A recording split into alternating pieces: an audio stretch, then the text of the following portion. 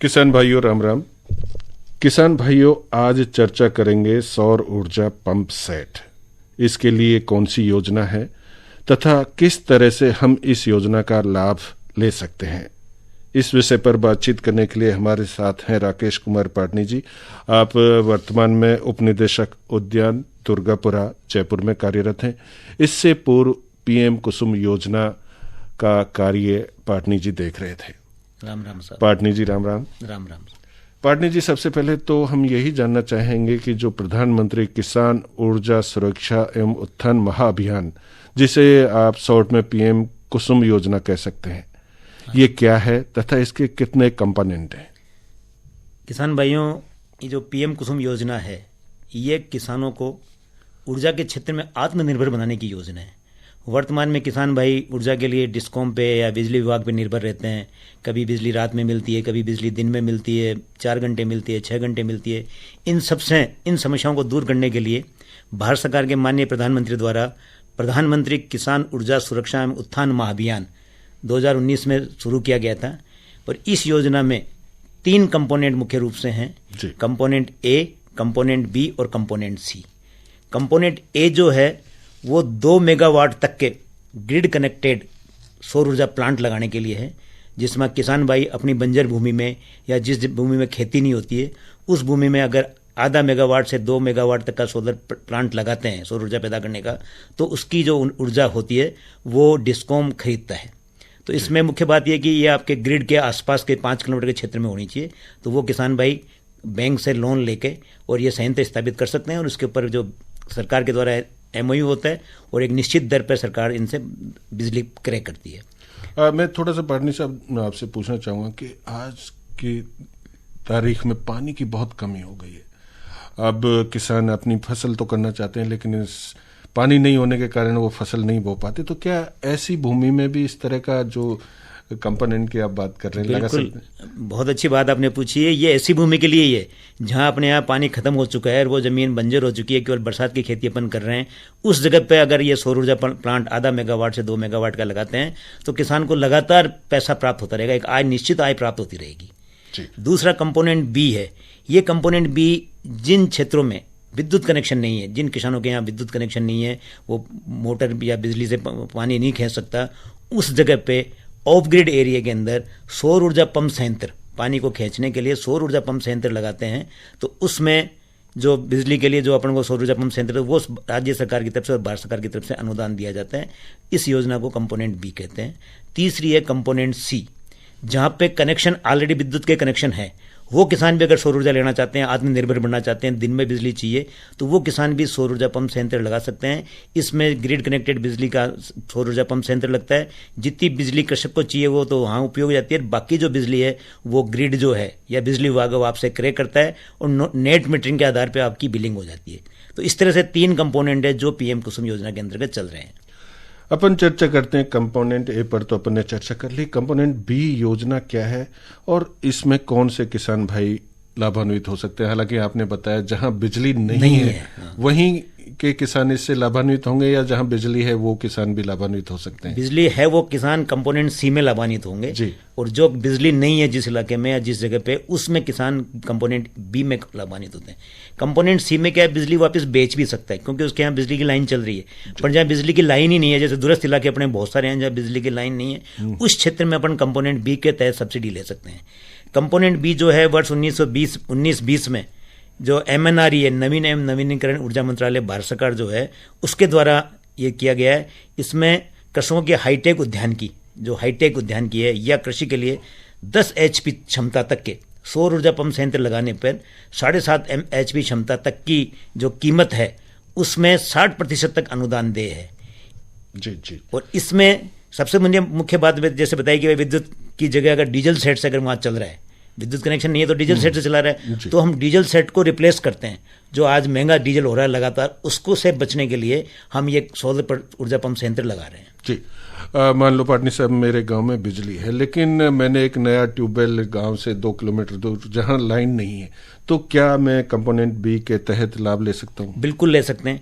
जहां जिस कुएं पे या जिस क्षेत्र में बिजली का कनेक्शन या बिजली की लाइन नहीं जा रही है, उस क्षेत्र के लिए ये कंपोनेंट भी हम लोगों ने, भारत सरकार ने बनाया है। जी। अब बात करते हैं कि इस योजना में अनुदान की। तो इस योजना में कितना अनुदान देय है? कृषक हिस्सा राशि हेतु क्या बैंक से भी किसान भाई ऋण प्राप्त कर सकते हैं? बिल्कुल, बहुत अच्छा प्रश्न है सर आपका। इस योजना के अंदर भारत सरकार और राज्य सरकार दोनों अनुदान दे रही है। 30% अनुदान भारत सरकार दे रही है, 30% अनुदान राज्य सरकार दे रही है। जो बाकी 40% जो कृषक हिस्सा राशि आता है, उसमें से भी सभी नेशनलाइज बैंक और जो आपके भूमि विकास बैंक है, कोऑपरेटिव बैंक हैं, ये सब 30% तक अनुदान, 30% तक ऋण वो भी देते हैं। तो कृषक को एट ए टाइम 10% कृषक हिस्सा राशि चाहिए, 30% वो लोन ले लेगा और 60% उसको सब्सिडी मिल जाएगी। इस तरह से वो अपना व्यवस्था करके और तुरंत प्रभाव से वो अपना सौर ऊर्जा पंप संयंत्र लगा सकता है। जी, योजना में कौन से किसान भाई लाभ लेने के लिए पात्र हैं, इसके बारे में भी किसान भाइयों की योग्यता आप बताएं। देखो, ये बहुत आवश्यक क्वेश्चन है, क्योंकि हर कोई ये सोचता है मैं पात्र हूँ कि या नहीं हूँ। तो इसकी जो किसान पात्रता है, उसमें सबसे पहले बात जरूरी है कि किसान के पास में drip, mini sprinkler, micro sprinkler या स्प्रिंकलर संयंत्र आवश्यक रूप से काम लेवे। क्यों? क्योंकि जैसा कि आपने सबसे पहले पूछा था कि जल की बचत, तो हम सौर ऊर्जा पंप संयंत्र उसी को देंगे जो जल की बचत के साधन उपयोग कर रहा है। जल की बचत के साधन हमारे ड्रिप है, मिनी स्प्रिंकलर है, स्प्रिंकलर है, इन साधनों का उपयोग आवश्यक रूप से कर रहा है, उन्हीं को देते हैं। दूसरा, जो ग्रीन हाउस ले रहा हो, शेड नेट हाउस ले रहा हो, लो टनल ले रहा हो, वो भी इसके पात्र है, क्योंकि greenhouse, shade net house में भी पानी की बचत होती है। तो इनके साथ साथ हमने जो हाईटेक हॉर्टिकल्चर है, उनके काश्तकारों को भी इनको अपन ने दिया है। इसके अलावा लघु और सीमांत कृषकों को हम प्राथमिकता देते हैं। उसके अलावा जो डार्क जोन में जहाँ डीजल से खेती हो रही है, डीजल पंप सेट से, उन काश्तकारों को भी डीजल पंप सेट बदल के सौर ऊर्जा पंप संयंत्र लगाने के लिए हम ये लाभान्वित करते हैं। इसके अलावा जिन किसान भाइयों ने विद्युत कनेक्शन के लिए आवेदन कर रखा है और अगर वो आवेदन सरेंडर कर देते हैं अपना, तो उन कृषकों को भी हम सौर ऊर्जा पंप संयंत्र के लिए पात्र मानते हैं। जी, ये तो बहुत अच्छी बात है, उन किसानों को आप पात्र मानते हैं। लेकिन सबसे बड़ी बात आती है आवेदन। किसान भाई इसके लिए आवेदन कहाँ कर सकते हैं? देखो, आवेदन करने के लिए जैसे कि सरकार की विभिन्न योजनाएं, उनमें हमने सबसे बड़ा सिस्टम है ई मित्र पे। ई मित्र के माध्यम से आप आवेदन, हॉर्टिकल्चर पोर्टल पे आप ई मित्र में जाएंगे और सौर ऊर्जा पे आप देखेंगे तो सौर ऊर्जा में इसका प्रार्थना पत्र प्राप्त होता है और ऑनलाइन आवेदन आप हर ई मित्र से कर सकते हैं। इसके साथ साथ इसमें दस्तावेज क्या क्या चाहिए, ये बहुत आवश्यक है। आवेदन करने कृषक पहुंच गया और उसके पास वहाँ आवश्यक दस्तावेज नहीं, तो वो अधूरा रह जाएगा। तो आवश्यक दस्तावेजों में एक तो इसकी जो लाभार्थी है, जो भी लाभ लेना चाहता है, उसकी पासपोर्ट साइज की फोटो चाहिएगी। कृषक का आधार कार्ड आजकल आवश्यक है सभी योजनाओं में, साथ ही जन आधार कार्ड, दोनों अपन को आवश्यक है। उसके अलावा अगर उसने हाईटेक उद्यान की कर रखी है, तो हाईटेक उद्यानिकी का कोई उसको लाभ मिला हुआ तो उसका प्रार्थना पत्र ले जाए। उसके अलावा कृषि विद्युत कनेक्शन नहीं होने का एक सर्टिफिकेट लगता है कि भाई मैंने कृषि विद्युत कनेक्शन नहीं ले रखा, वो एक एफिडेविट उसको देना पड़ता है। और न तो मैंने आवेदन कर रखा, न मैंने ले रखा, तो वो किसी स्टाम्प पे नहीं चाहिए, सादा कागज पे उसको लिख के देना होता है कि मैंने न तो वर्तमान में कृषि विद्युत कनेक्शन ले रखा, न मैंने आवेदन कर रखा। उसके अलावा जो सबसे जरूरी है, भूमि की जमाबंदी या पासबुक की प्रतिलिपि, और एक सिंचाई का जल स्त्रोत्र, जिसपे अपन को कुआल, जिसपे पंप सेट लगाना है, वो जल स्त्रोत्र का कोई भी प्रमाण पत्र या तो जमाबंदी में अंकित हो या अलग से प्रमाण पत्र देवे कि भाई मैंने कुआ लगा रखा है या कोई भी कर रखा है। ये मुख्य जो है वो अपन को इसमें चाहिए। उसके अलावा तो जो अपने सर्वे करने वाले की तकनीकी रिपोर्ट वगैरह है, ये आगे का पार्ट है। अप्लाई करने के लिए 4-5 कागज, जमाबंदी उसके पास हो जाए, फोटो हो जाए, आधार कार्ड हो जाए, जन आधार कार्ड हो जाए, तो इससे उसको अप्लाई कर सकते हैं। राकेश जी, आपने कहा कि जिसके पास विद्युत कनेक्शन नहीं हो, लेकिन बहुत सारे किसान भाइयों के पास विद्युत कनेक्शन है, वो अपना कनेक्शन सरेंडर करके इस योजना का लाभ लेना चाहते हैं। क्या कोई इस तरह का प्रावधान है? देखो, जिसके पास विद्युत कनेक्शन है उसको इस योजना की जगह कंपोनेंट सी में जाना ज्यादा उचित है। क्यों? क्योंकि उसको विद्युत क्योंकि किसान भाई जानते हैं कि 360 दिन इसमें बिजली पैदा होती है। 360 में से कम नहीं 320-25 दिन इसमें बिजली पैदा होती है। किसान भाइयों को अधिक से अधिक 200 दिन से ज्यादा बिजली या पानी की जरूरत नहीं होती, 150 से 200 दिन। तो उस कंपोनेंट सी में जुड़ने से उसको जो बाकी की 150 दिन बिजली तो रोज पैदा होगी, जो 150 दिन की जो बिजली है उसको वो ऊर्जा विभाग को बेच सकता है और उसे एक तरह से उसका आमदनी का सोर्स हो जाएगा। तो इसलिए किसान भाइयों को जिनके विद्युत कनेक्शन है उसको इसमें सरेंडर नहीं करना चाहिए। हाँ, विद्युत कनेक्शन के लिए आवेदन कर रखा है, उसको विद्युत कनेक्शन नहीं मिला तो वो सरेंडर करके इसमें फायदा ले सकता है। जी जी, अब आप कह रहे हैं किसान भाइयों को बिजली बेच के फायदा हो जाएगा, और क्या क्या फायदा हो सकता है किसान भाइयों को? देखो, इसमें सबसे बड़ी बात तो है कि आपको बिना रुकावट के दिन में बिजली प्राप्त होती है। हम लोग जानते हैं ऊर्जा विभाग में जो भी बिजली विभाग से बिजली होती है, किसान भाइयों के लिए रात में बिजली पाती होती है। सर्दी के अंदर, बहुत भयंकर सर्दी के अंदर वो रात में पानत करता है तो बहुत परेशानी आती है। इसमें यह है कि सुबह दिन उगने के बाद ये चालू होगा और दिन अस्त होने के पहले खत्म हो जाएगा। दिन में दूसरे कीड़े वगैरह है, सांप वगैरह है, इनका डर नहीं रहता। रात में पानी चलाता है उसको कुछ नहीं दिखता। तीसरा जो है, जो कार्बन फुटप्रिंट उत्सर्जन होता है कार्बन का, वो इसमें नहीं होता। चौथा जो फायदा है, कम लागत में बिजली प्राप्त होती है। जो आपके 10 रुपये यूनिट, 8 रुपये यूनिट, 7 रुपये यूनिट जो बिजली प्राप्त होती है, उसके मुकाबले इसमें काफ़ी कम लागत में बिजली प्राप्त होती है। और जो आज की तारीख में जो डीजल की कीमतें बढ़ रही है, अगर आप डीजल पंप सेट लगा रहे हो, चला रहे हो, तो डीजल की जो बढ़ती कीमतें हैं उससे आपको छुटकारा मिल जाएगा। तो ये मुख्य फायदे हैं जिसके कारण हमको सौर ऊर्जा की तरफ जाना चाहिए। राकेश जी, आप तो इस योजना से जुड़े रहे हैं। एक किसान 10 हॉर्स पावर का सौर ऊर्जा पंप सेट लगाना चाहता है, हालांकि आप 7.5 हॉर्स पावर का उसको देते हैं, तो क्या मान के चलें कितनी तो इसमें उसको अनुदान मिल जाएगा, और उसकी तरफ से बैंक से ऋण लेके या स्वयं की तरफ से कितना पैसा उसको लगाना पड़ेगा? देखो, अगर किसान, सबसे बढ़िया है कि अगर 7.5 HP का, जहाँ तक हमें सब्सिडी है, पहले मैं वो जानकारी दूंगा जी। 7.5 HP का अगर वो पंप सेट लगाना चाहता है तो 7.5 HP के पंप सेट की उसकी जो AC और DC दो तरह के पंप सेट लगते हैं। AC की जो कीमत है, इसमें AC DC में भी एक तो सरफेस पे लगता है, जमीन के ऊपर लगता है, और एक कुएं के अंदर लगता है। साधारणतः किसान कुएं के अंदर, ट्यूबवेल आजकल बनते हैं तो कुएं के अंदर ही पंप सेट लगाते हैं। तो कुएं के अंदर जो पंप सेट लगता है उसकी जो AC की कीमत है, कुल कीमत जो है वो 7.5 HP की 3,35,000 रुपए है। वो है आपकी AC मॉडल की। और अगर DC मॉडल है तो 3,52,000 रुपए। ये तो इसकी कीमत है, 3,25,000 रुपए और 3,52,000 रुपए। अब इस पे सब्सिडी है 60%। तो जो आपकी DC मॉडल जिसकी 3,52,000 है, उसमें 2,11,000 रुपए हम सब्सिडी दे देते हैं। जी, 2,11,000 दे दिया, केवल 1,40,000 रुपए ही कृषक को देना होगा। यानी सरकार के द्वारा बहुत बड़ी राशि अनुदान के रूप में दी जा रही है। तो 60% का मतलब हो गया 2,11,000 रुपये हम आपको सब्सिडी दे रहे हैं, और 1,40,000 रुपये के आसपास आपको कृषि की राशि जमा करानी पड़ेगी। अगर आपने AC लगाया तो 3,35,000 का लगता है। 3,35,000 के अंदर आपको 2,01,000 रुपये हम सब्सिडी देते हैं, और 1,34,000 रुपये आपको कृषक की राशि देनी पड़ती है। इसी तरह ज़्यादातर किसान भाई जयपुर जिले में, या जो जिले में सबसे ज़्यादा पंप सेट हमारे 5 HP के लगते हैं, तो 5 HP की कीमत भी मैं आपको बता दूं, क्योंकि किसान भाइयों को अच्छी जानकारी की जरूरत होती है। तो 5 HP में जो AC मॉडल होता है, AC मॉडल की कुल कीमत 2,31,000 रुपये है। 2,31,000 में से 1,38,000 का हम सब्सिडी देते हैं, और 92,000 रुपये उसको कृषक की राशि देनी पड़ती है। और इसके जो DC मॉडल है वो 2,37,000 का है, उसके अंदर 2,11,000 रुपये सब्सिडी है, 1,42,000 रुपये सब्सिडी है, और 95,000 रुपये हम कीमत देते हैं। तो इस तरह से लगभग 60% है। और ये जो दरें हैं, ये दरें भी बहुत न्यूनतम है, क्योंकि अब वर्तमान में जो टेंडर हो रहे हैं वो भारत सरकार के लेवल पे होते हैं, जो समस्त भारत की कंपनियां इसमें आती है, कंपटीशन की रेट्स होती है, तो इसमें काफ़ी कम कीमत पे, आज के 5 साल पहले, 4 साल पहले यही इसकी लगभग डबल कीमत में सौदे लगते थे। कंपटीशन के ज़माने में पूरे भारत की कंपनियां एक साथ आने से काफ़ी कम दर पे हमें ये प्राप्त हो रहा है, और उसमें भी 60% सब्सिडी हम दे रहे हैं। जी।